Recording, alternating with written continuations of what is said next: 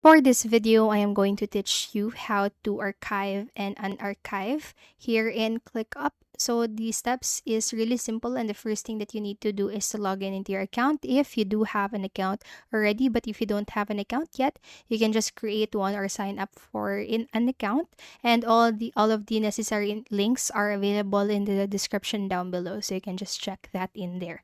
So now once you have logged in into your account here in ClickUp, what you need to do, so from your homepage right here, if you already created your spaces and your lists, so you should be able to see that on the section on the left side bar of your screen.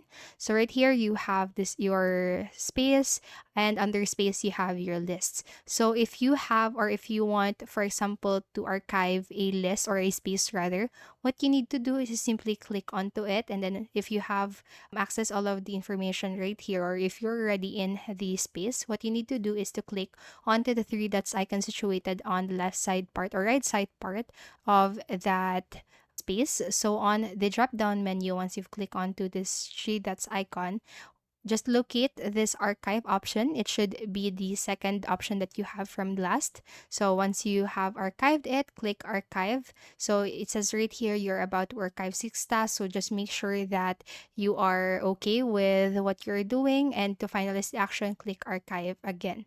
So now once you have archived, and you'll be able to notice right here on the list that that specific space is not or has disappeared. So now if you want to archive it, what you need to do, so under the spaces or in the spaces section right here, click onto this three dots icon, and you'll be able to notice this option that says show archive. So just simply turn that on, and then your archived list or space will appear on this section right here. So if you want to archive it, click onto the three dots icon again, and then select an archive from the options that you have. So once you have clicked on an archive, then you'll be able to see that that space will reappear again on your list on the left hand bar of your screen. So that's basically it. I hope this video helped you, and if it did, please make sure to like, subscribe, and hit the notification bell button. Thank you so much for watching, and have a great day.